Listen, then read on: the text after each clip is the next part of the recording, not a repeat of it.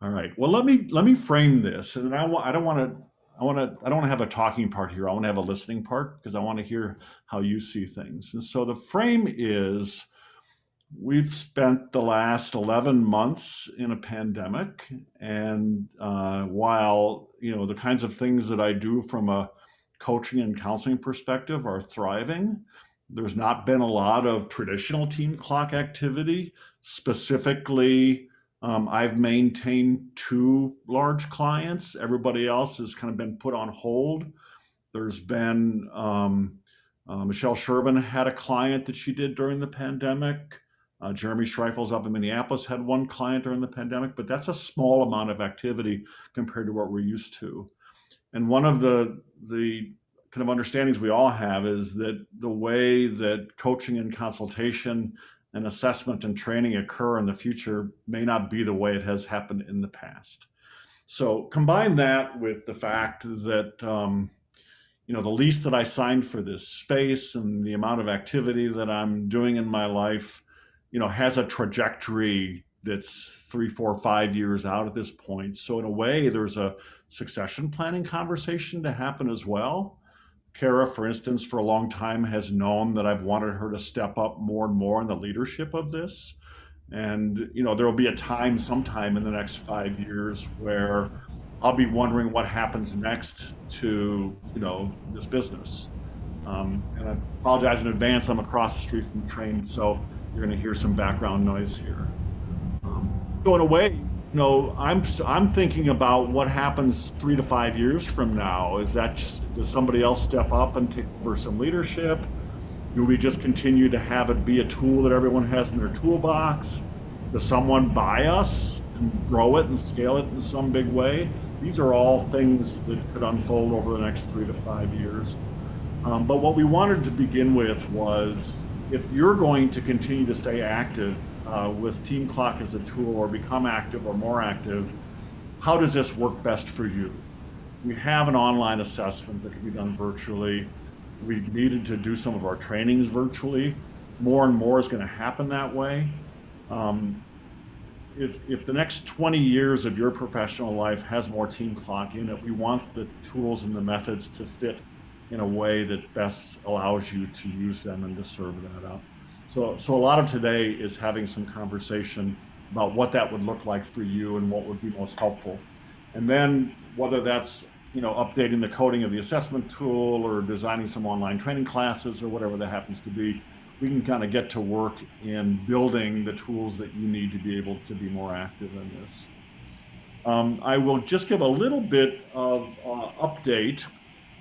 So Team Clock historically has been an on-site engagement. We meet with leadership teams. We're sitting in a conference room. We do an assessment. We debrief that assessment in person. We train people in a training room. It's been traditionally an on-site thing, and it doesn't need to stay that way, particularly with the advantage of an online tool. The tools we have at our disposal are the books and the online assessment. The um, the the good news is that the newest book, The Four Stages of a Team book, is only a year old, and just as it was starting to get traction is when the pandemic hit, and so it still remains a current and useful tool. And then I have spent the last 11 months writing the next book, and so there's going to be, come mid-September, early October, there's going to be another book coming out, and so there'll be a fresh tool that you'll have at your disposal as well. And that is a book that I've co-authored called, currently the title is Emerging, since we're all going to be emerging from some kind of a situation come fall. And the tagline is The Art and Science of Creative Teams. And it's based on what makes creative teams function, because the notion is any industry, any team's going to have to become creative to be able to come out of the pandemic in the way that they have. So about the time we're re-entering the world, you're going to have a fresh book, freshly authored, freshly printed at your disposal as a way of selling some of the work as well. So from there, and I'm going to mute myself once you guys start talking, because the train is the one making noise for everyone right now. Um, the question is, where do you want to go next, right? What does the future model look like, and what are your vision for how you use this as part of a consultation platform for your freelance activity moving forward?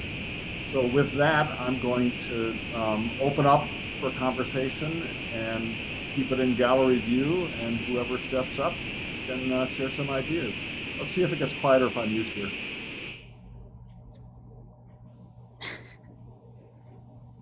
It's much quieter. I think the train also passed because I'm in the same building and I no longer hear it from my space either. I just unmuted and yeah, that's brutal. It's all right. So one future thing is if we're going to have online training sessions, don't do it during the passing of a freight train. Right. Or we have the technology to be able to do it in a professional way. Yep. All right. Kara, can I tag you to begin this conversation? Because you and I were kind of in the front end of this may look different moving forward. And you and Mary Beth have had some of these conversations because you're building a consultation platform as well. So can I tag you to kind of get this started, and then everyone jump in from there? Sure. I think what I'm really interested in learning about is, how, as Steve framed it, how we best support all of the consultants going forward. As he described, most of our team clock engagements in the past have been in person. And what I'm trying to think through is, what does it look like going forward, and what are your experiences in the virtual world? What I'm struggling to imagine, I can imagine a small team, sort of like a group we have here, doing a team clock engagement and going through the training. But how, if you have a larger group, how do you keep everyone engaged virtually versus in person? And what are some strategies and some tools that the consultants need to move this to a more virtual model? Because I'm struggling sort of post-pandemic to imagine going into a conference room again, or going into like a conference center or a larger place where people are gathered. And maybe that will happen. But right now, February 2021, I can't really imagine that. And so just wondering maybe what your experiences are, what are ideas you might have to sort of move this to a more virtual model that will be helpful to you.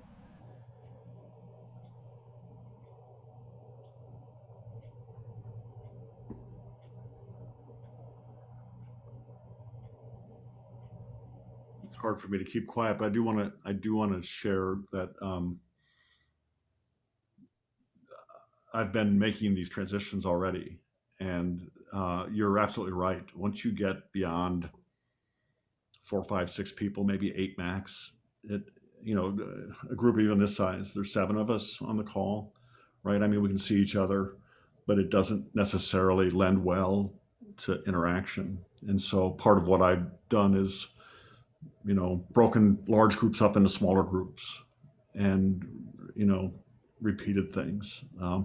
Because once you get into a large group, it's really like taking an online class in a way, where you're just kind of a passive listener, and people check out or do other work or turn off their video, and a lot gets lost. And so my first experience with the last year is that smaller groups work. The exception, the most, I taught a class at Elmhurst University over the January term, and I had 12 students, and it worked, but it was tough because I had to be engaged with all of them all the time. And so it was very interactive by design, so that no one felt like they could take a moment off or check out or put their video on, because they knew that they were going to have to contribute something in the next 3 minutes anyway, at any moment. And then I would do things like, who goes next is up to the person who's talking now. You didn't know if you had 5 minutes or 15 minutes before you were going to have to present. But that's just kind of the tricks you do to engage large groups of people. But even 12 was too much. So I'll throw that out, and then, others can share some of their experience as well. I would agree. Anything above and beyond 6 is very hard. I know the tail end of last year, I was doing group coaching, and between 4 and 5 was good. Once you got to 6, it was really difficult to engage and pull people into the conversation. And I think my question would be, knowing the model, is there, and I guess running on-site engagements, are there parts that are easier to teach to a larger group versus breakout sessions, areas where you really need everybody to be fully engaged and participating, and keeping it under the 6-person participation max? I think it's going to need some redesign. I think the way that the training is designed currently, unless you're in a room making eye contact and breaking people into smaller groups and having breakout discussions and things like that, it's really hard to do in a large group. Yeah. That's kind of a loaded question. Yeah.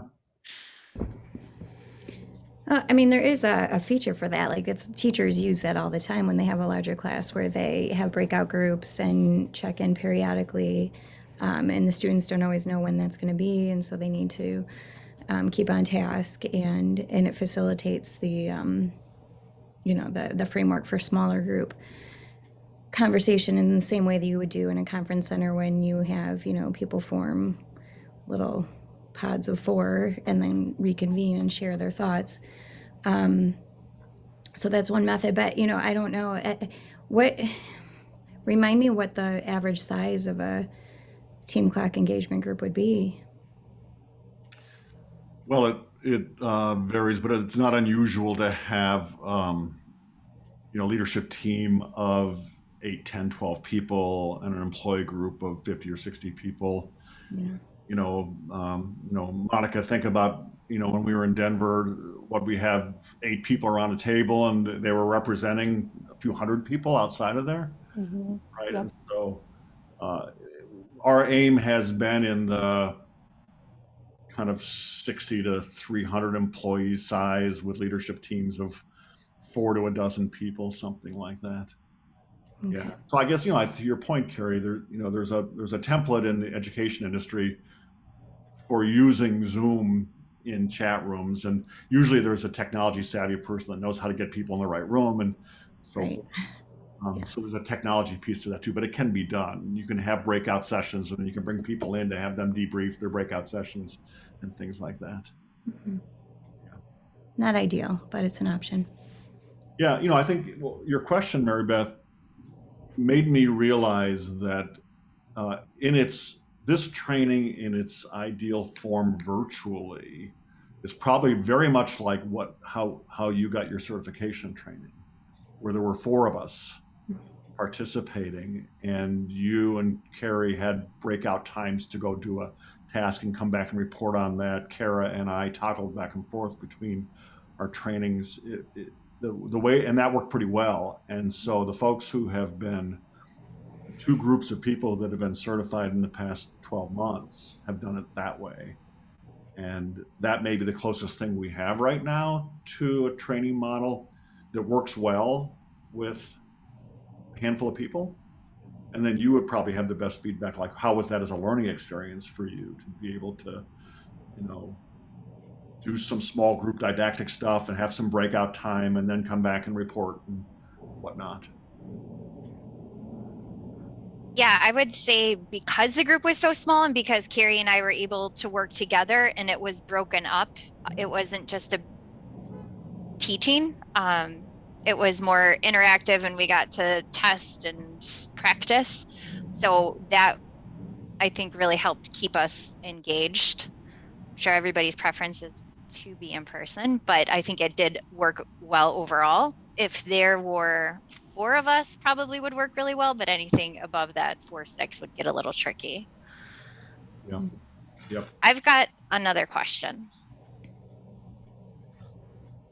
Would you ever entertain, or has anyone ever entertained not having the training live or not having all parts of the training live?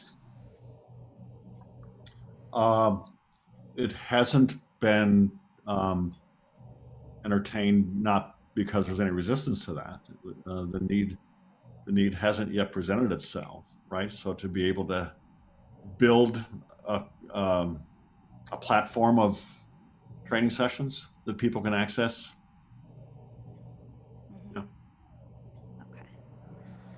Would that make sense? I mean, just a quick like scan through your brain of the components. Are there parts that make sense to just kind of have a video tutorial rather than a live component? It's kind of the way we tried to design the certification training, right? Okay. Yeah. Take it chapter by chapter, have a PDF that you could look at while you're doing it, put in bite-sized pieces. Mhm. Yeah, I think because I think that's a great idea, and I appreciate you asking that question. I also think that the state of the art of online training has increased in quality remarkably over the past. That unless you do it well, no one wants it anyway. Yeah. So my thought is, if we were going to do it, we'd want to do it really professionally, Hmm. which is an investment of time and money. But if that's what creates the ability for people to make use of it in a way that fits their consulting practice, that's a great investment. Mhm. Do you worry at all that that would reduce the incentive for people who renew though with us, people who choose to go through this year after year or to re-up their skills? If it's a recording they can just access at any time? Or do you feel like people will in fact want the full gambit to come again? Great question. The clients that we have that re-up year after year after year, largely what they're re-upping is the coaching. Okay. That the assessment process and the training process is front end loaded. Hmm. So typically you get, you do the pre-assessment, you do a comprehensive training, you based on the results of the assessment, you design some actions and interventions, and you coach those along, and then you post measure and see if they went, and then presumably they've got a way to be able to move forward, and then you coaching them becomes the best way. So right now, our longest standing client is Winston and Strawn. It's a global law firm, with many locations across many cities. We're the Chicago team specific to their employee benefits and executive compensation team, which is about 40 people. And we're now in our 9th year with them. And they just keep re-upping and re-upping and re-upping. But I haven't done an assessment with them probably in 7 years. Okay, interesting. Years. It is a renewal of a coaching relationship with a number of their senior associates and their partners, and that's not atypical. Is to have these engagements become more coaching than assessment and training over time. Mm-hmm. But I hear the question. The question is, do we dilute the value of it by making it easily accessible online in the same way that all the LinkedIn Learning courses are available to everyone, or whatever we're comparing it to? Mm-hmm. And I had another question a little bit off of that topic, but just because I'm not as familiar with going through the process as someone who's on the way to being trained, if you are typically working with whatever step of the process, if we were to follow the method where we're looking into like breakout rooms and things like that, I'm imagining that would require multiple of us to be involved with that client to be able to facilitate those breakout rooms. Possibly, and just in my brief experience with them in trainings I've done, if there's not a facilitator in the room, we tend to not be as on topic, or at least not as engaged in a more meaningful way that this model requires. So I'm more curious if it's commonplace to have multiple people working as a team. I know we've talked about partnerships before, but in a breakout room model, I'd imagine we need a handful of us involved, especially if it was a large client. Yeah, Kara and I have done a few of these together, and you're right. You kind of wander from table to table. So you've got 60 people in the room, and then you've got 8 tables of however many people in each one, and they're all having their breakout conversations. And then someone's a reporter, and they're going to come back and summarize what people said. and then the two facilitators kind of wander around. Biggest one we had, I think we had 45 people in one, and 3 of us took 15 each and kind of did that. So that's been the past model. I don't know that it has to stay that way. The need for breakout sessions is really only in the training component of this, right? So if you think of this as that, the engagement has an assessment component, it has a training component, it has an action planning component, and it has a coaching component that goes along with that. The breakout stuff is really just in that training piece. The assessment piece and the coaching piece and the action planning piece are really small group activities, one-to-one activities or small groups. So, maybe we don't need to get too hung up in the large group stuff. But, part of what I was thinking was what would have to be true to have people engaged online in a virtual way. And I think I've heard, less than 6 people, chance to practice what you're learning, interactive by nature, those kinds of things, as opposed to I click on this link and get to watch Steve Ritter on a video, which please, maybe if I play guitar too. Depends on your music taste. Can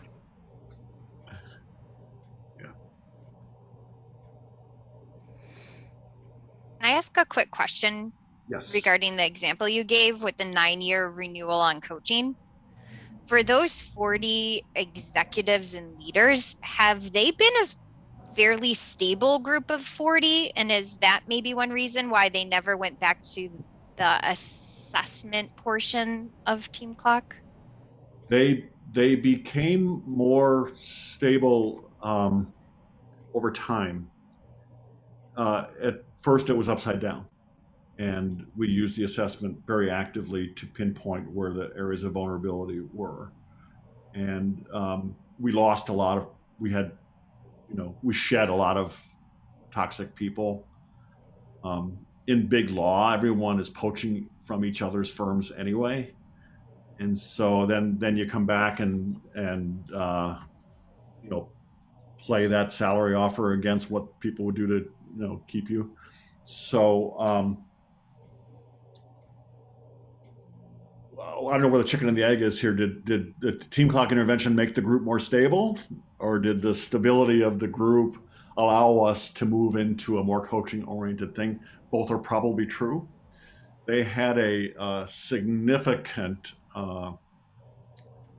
growth period about 4 years ago, where they essentially went from being a group of 12 partners and associates to a group of 36. They tripled in size. They essentially poached an entire department from another big firm. And so that resulted in another chance to do the assessment again and to kind of get a new baseline and to re-anchor some of the principles that had made them healthy in the first place and what the new people were walking into.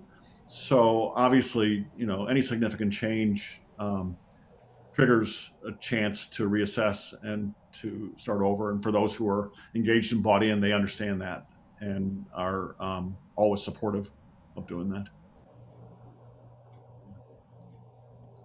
So I want to ask Monica, because I know that your consultation practice has a style similar to what we've done, where you're establishing engagement with a large group of people and you're trying to maintain that for a long time.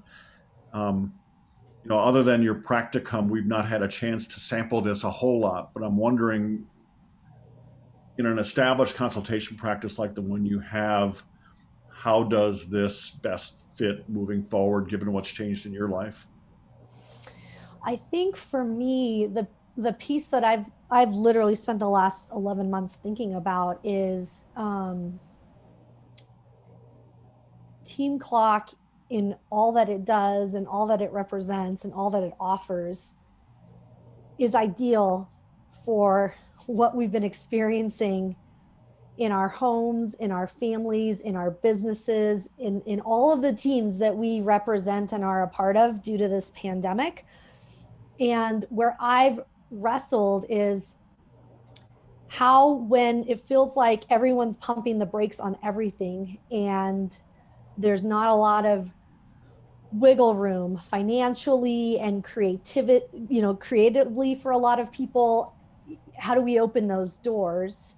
Because I think there's a huge place for Team Clock, and I think that there are elements for how we train it that we just have to reimagine what it looks like. But I do so much. I've done so much virtually before virtual was a thing. Like when the world went offline last March, my kids were like, Mom, we have to do this thing called Zoom. And I was like, oh, Mom does Zoom all the time. And I did, and then like my cool factor went way up for like 20 minutes in their eyes. But I digress to say that I do believe that people have become very accustomed to learning and participating in this virtual world. And I think we just have to reimagine how we deliver some of it. I do like the idea. I think Rachel, you said like recording some of it. I like that idea. I think there's a place for that. Because to your point, Steve, what people can't get from a recorded Team Clock training piece is they can't get the deep coaching that we provide, that they're only going to get through consultants and coaches. So I think it's complementary. I think there's a way to do it that doesn't dilute it. And then I think about, like, I think what would be really fun would be for this group to brainstorm industries and connections that we have where we feel like, with a little concentrated effort and collaboration, we could open doors or come to open doors quickly. And then I do see a place for more collaboration. Like in my mind, years ago, Steve, Team Clock was like another tool in my toolbox, and it was just going to be the thing that I brought in. But in the shift of this last year, as I anticipated today, my brain was thinking, how can we open doors and collaborate? Like that's really what I've been thinking about. Yeah. So it's like a really long answer, but it was like everything all at once. Well, yeah, it triggers a bunch of things in my head. One of them is who are our future clients? Where do they come from? And one of the tasks that I've been involved in with the new book is I hired a guy who specializes in market research and consumer insights, because when you publish, you're persuading a publishing company that somebody wants this, and the more marketing you can do, the more likely they're going to want to publish it. So I asked this guy to do a little market research and consumer insights research into which industries are most likely to want to incorporate creative teams kinds of methodology moving forward. So in some ways, there's a way beyond brainstorming to get that data. The other thing is that, and I'm at risk because I'm 66 years old and acting like a 66-year-old. I'm planning to go out and pound pavement like I've always done. I'm planning to go out and meet with people and have coffee with them and take them to lunch and tell them, make relationships. It's business development 101. And I don't know if that changes now. I don't know if the same way that those of us who have been entrepreneurial in our lives have done business development, it's the way business development is going to happen in the future. So really, other than muscling, as many networking conversations as you can with the right people, that's one way to get doors reopened.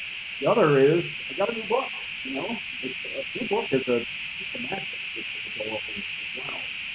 So I don't know if that's totally old-fashioned to think of that way, but I think part of us needs to think about how we build our own practices and how we do that with networking. Thank you for whoever just muted. Carrie, I think that was you. Yeah, so I think, there are some traditional ways that we're going to have to reopen those doors, but I also think the fact that I've got a new tool coming will give all of us a chance to say, hey, by the way, what perfect timing, a book on emerging as we're emerging, a book on creative teams when everyone has to find out how to be more creative.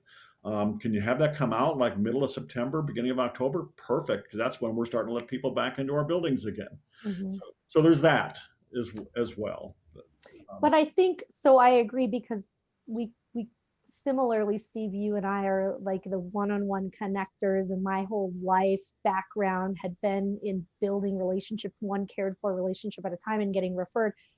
But I do think that there has been a major shift in how people think about doing business and want to do business, and there has been a lot of good that's come out of this pandemic, and one of them that I have experienced and I see also for clients is efficiencies. There are a lot of efficiencies that we have now become accustomed to. Like, I don't want to get in my car and drive 45 minutes to go have the meeting that I can do right here over Zoom.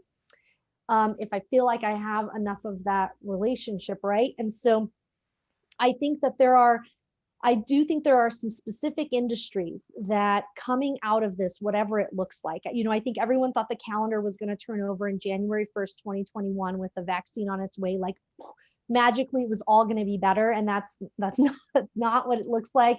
And I don't feel it's trending that way as fast as we would want and hope. And I do think whatever it looks like, whatever that like end game is with the pandemic, I think there are some things that are going to be here to stay. And I think that there's a way where if we can crack the code and get in there with some of these companies, industries, whatever it might look like, I think that we could have a really exciting opportunity. And I don't know exactly what that looks like. I think about schools though. My kids are 11 and 13, and my son has really not experienced middle school the way you should experience middle school. It was his first year. But I think that there are some things that are going to be here to stay, like this virtual learning piece, and the way that teachers interact and function with students, and then the admin side, and like, it blows my mind, but I think that, that's a whole area that we could get in and support education. Because educators don't operate like businesses, they operate like educators. And they've had to totally rethink how they do things. Well, and I don't need to remind anyone that probably 35% of our client list are educational institutions. We kind of began with school districts. Yeah. But it's an interesting, as you're saying that, Monica, I'm thinking about, so traditionally that means we go in and teach superintendents and principals and assistant principals and teachers about what the foundation of a good culture is, and how do you build trust in the workplace, and how that supports innovation and change management and typical team clock things, right? So a lot of what I suspect we're going to be called upon to be experts in is change management, right? This is not the same world as it was before. And so how does this, from 10 o'clock to 2 o'clock on the model apply to your situation now? And how do we, create an environment for you where that can get talked about and problem solved in a way? I wonder too, an idea came to my head that the conversation I've had with a lot of families I work with or whoever virtually is essentially like modeling how this can be done. And I wonder if an angle that this actually might serve us well in is if we're having clients who are seeking us for how to make healthy changes in a virtual world and how to handle their brand new organization that had to reshuffle, by demonstrating that we can do so. That's very helpful. So I wonder if part of the virtual piece of this is saying, look, we were able to do it as Team Clock, but also you were able to benefit from it virtually, meaning there's a high level of transference there back to what you're trying to teach your organization, which might facilitate some of the smaller leadership-based conversations can be, you're doing it right now with us. Yeah, where we end up as a role model. Right. And so I guess this is an example, right? The fact that we're having this conversation and that we're going to plan our vision and our strategy for the next few years based on what the consultants of the future of this organization need is a way of showing the world how you adapt. Mhm. as long as we do something with it, right? As long as we take some of these insights and turn them into actions and actually um, adapt the tools that we have to the needs that you're describing. Mhm. I did I have was some thoughts that I was going to share just based on talking about Zoom, and I'm very green to this situation. But I've taken online classes in college, and then I also got my MBA from U of I's online program. And I wanted to note that it's more about the buy-in from who you're trying to um, engage in it. And because even in college, like everyone has it off, nobody's engaged because it's a college program. But then when I was in my MBA program, people are engaged and people want to kind of put their 2 cents in because they're there because they want to be there. They're not just there to get their like first degree or anything. They're there because they want to continue putting in the work and furthering themselves. So I feel like if it's in a career setting, you'll have that buy-in for the engagement. And so it's a little bit easier to do those breakouts and have people engaged if we were to go the Zoom route. Yeah, you know, I agree. it makes me feel like there's a challenge for us. Therefore, is so yeah, we target people who wish to be engaged, right? Um, but I also think there's this responsibility to create the most unbelievably engaging stuff that there's ever been. So even if you have someone, I have this visual in my head. There was a back in the late 90s, early 2000s, I was working with a group in Washington, and we had some really special stuff. In addition to the fact that we were starting to incorporate Team Clock stuff into it, no one had heard of that stuff yet. It wasn't even called Team Clock yet. But when people would hear it, they would kind of sit up and get attention.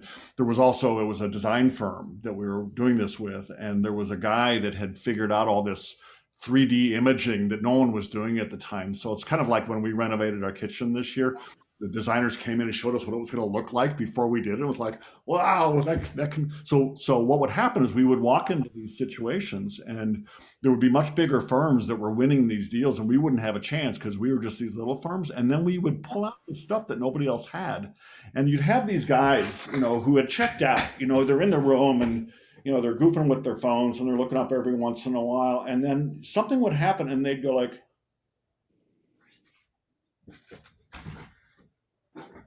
you'd have their attention all of a sudden. We got to build stuff that does that.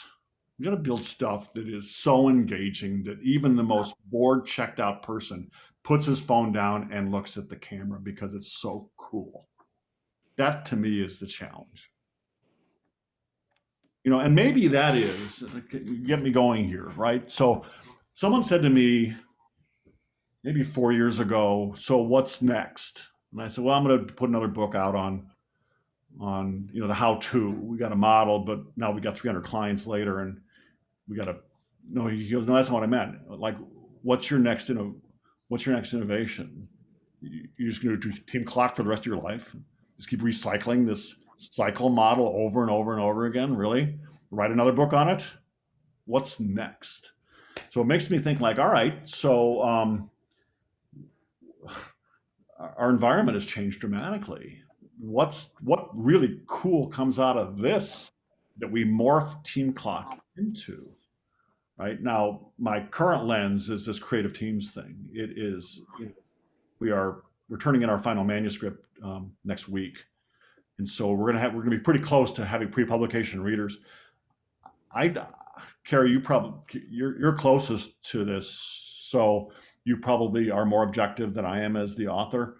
But I think it's a cool book, and I think it's got some stuff in there that I haven't seen anywhere else. And I think people are going to look at it and go like, "Wow, I could apply this to my workplace." Right? And it's got a lot of Team Clock in it, but it's got a lot of not Team Clock in it as well. And it is based on this notion that we're in a different place in our world right now. I mean, the introduction of the book says we're about to emerge from COVID. Guess what? Everything's changed. That's how it starts.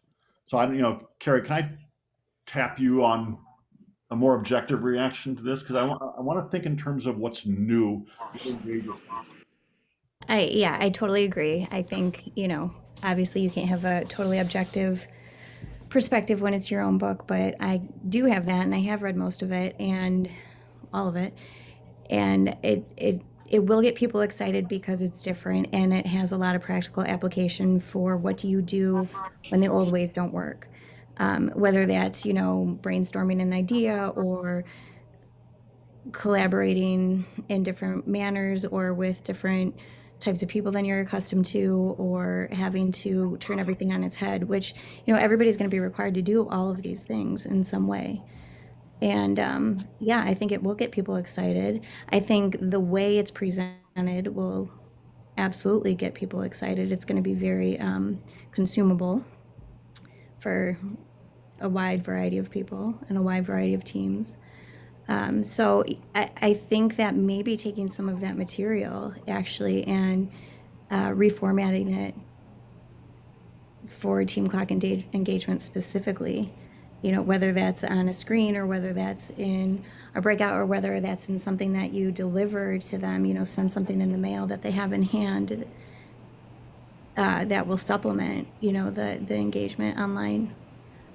Absolutely. I mean, I think you could get really creative with some of that stuff. And that will be the difference. That will be the thing that pulls people in. Because I mean, there's so much out there now that's virtual and that's remote, and, you know, people are kind of burning out on that. I do think that people are very accustomed to it now. I mean, I think back to the training with Mary Beth, and that was all new for me, and it was kind of bizarre, you know, but now I've developed so much comfort, as has everyone, that engagement this way doesn't feel so artificial, and people know how to make that happen, whether they're a participant or whether they're facilitating. But we're almost getting to that point where there's a burnout. You know, you figure out ways to, you know, have your phone out but not obviously, and how to check out without looking like you haven't checked out, you know. So having that buy-in is going to be important. Thanks. We have a quote in the beginning of the book from a senior leader from Cushman & Wakefield, who happens to be a neighbor of mine down the street, who, you know, they're a global commercial real estate firm who, you know, like somebody who owns floor 52 through 60 in downtown Chicago doesn't need 8 floors anymore. You know, no one's taking public transportation to the L stop that's next to their building anymore. They're saying we got to think differently about the way we do business from now on forward. Well, guess what? The book's about your problem. And there are people in the world who do creative things for a living who've been solving problems like this forever. And here are their methods, and we're going to share them with you. So I guess that's all to say that, you know, back to Monica's point, how do you reopen some of these doors? And, you know, to Meredith's point, there are people who want this, right? And so let's engage the people who want to be engaged, but let's give them something that is just kick-ass, something that is just something they haven't thought about before. And retreading Team Clock over and over again. I mean, it's a timeless model, right? That's the point of a cycle, is a timeless model. But I think it needs to get infused with something fresh and something new in the same way. And I think this next book does that. So actually what we'll do is once it's a manuscript, and we're sharing pre-publication copies for feedback, maybe we'll get some pre-publication manuscript copies into your hands so that you can see what we're talking about and see how you would use this as a tool to augment your consulting engagements.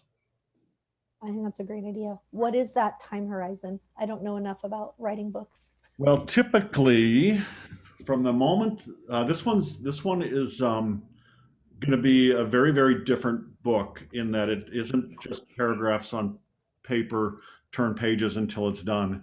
This is going to be an experiential read.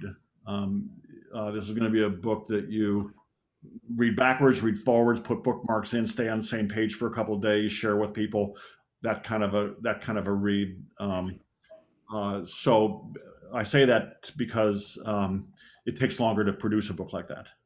And so, you know, you can use examples. So like Austin Kleon, Keep Going, you know, is this kind of a book, right? And you know, Unstuck is similar. It's kind of a graphic heavy, different font, different colored kind of a thing, right? So we're really designing a piece of art here, not just paragraphs on paper. So all that is to say that there's a solid 6 months of layout and design in front of us. And so if we are true to March 1st as a manuscript end date, then we ought to be ready to print by beginning of September out, and then ramping up marketing around that. And so the target is mid-September, which, schools are opening back up again. Maybe kids are going back into classrooms. Maybe bars and restaurants are opening again. I just got my second vaccine this morning. I'm going to be kissing everyone I can kiss pretty soon, as long as they're safe. I'm recording. Shit, I can't say stuff like that when I'm recording. Sorry. We'll delete that section. The point is that people will be emerging come fall in one way or the other, whether it's because it's not just the healthcare workers, first providers, and old people that are vaccine now. It's kind of spreading out. The Biden administration, if you don't mind me getting political, is actually working, and there are things happening. And so I'm not that it's going to go back to the way it was, but things are going to be different come fall. It feels like to me. And so that is specifically designed to be the timing of the release of this book, is to emerge when everyone else is emerging from their lives. Well, so I think, I don't know, for me personally, and hopefully for like the sake of this group, then what I would imagine is over the next 6 months, doing some work either collaboratively or with a level of accountability back to you, Steve, around what our plan is. So I'll just speak for me, like, what's my plan? Your question at the beginning, how does Team Clock fit in your business for the next 20 years?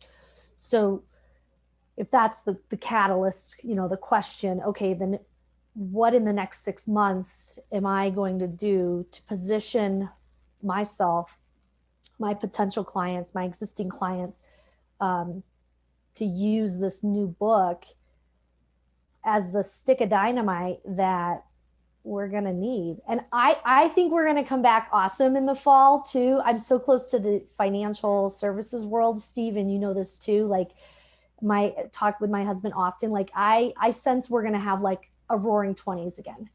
I really do. And so I think we have just a huge opportunity, and we're like standing on the edge of it. But if we can, in parallel, while the book is getting ready to launch, be ready with how we're going to use it, I think it could be really powerful. And I think that be ready is different for you than it is for everyone else on the screen, right? Sure. So it looks different for everyone. Yeah. Rachel and Meredith are just about to get certified, and they're going to be new here. Kara and Mary Beth just launched a consultation platform in December, right? And so whatever that 6 months of getting ready by fall is for you, give thought to that. And then, part of what we're deriving from this conversation is, what do you need from us to be able to say, well, if it's online training sessions that are recorded, or whatever that happens to be, then my job is to help build that so that it's ready to go when you're ready to go. Yeah. All right, other thoughts. So the discussion that was in the agenda was, how to engage small, medium, and large virtual teams, how to change our model so it's more virtual, so that you can use it moving forward. Any other thoughts you have? Cool. All right, so there's a different group of people getting on at 7. Feel free to join that again if you'd like. I'm going to record that one too. I will send the recordings of these 2 hours to everyone. And then Kara and I are going to synthesize all the information and build some kind of a plan moving forward. And if you sense that I'm seeing her as a right hand, it is because I see her as a right hand. She's always been. She's been our director of communication for a long time, and was our first certified consultant, and is in a leadership role in the healthcare field that gives us a perspective into places where this makes sense. And I'm actually leaning heavily on her to be in some form a succession leader for this going forward, whatever that actually means. So she and I are taking the lead together in the redesign of whatever Team Clock 2.0 is going to look like based on the feedback you've given and what the environment allows us to do, how soon. All right. So good to see everyone. Yes, agree. Thank you. Yeah, Me and if too. you're back- Nice to meet everyone new. Thank you, guys. all right. And if you're back tonight, we'll see you tonight. Otherwise, we'll all talk soon. Be well, everyone. Thank you. Thanks, everyone.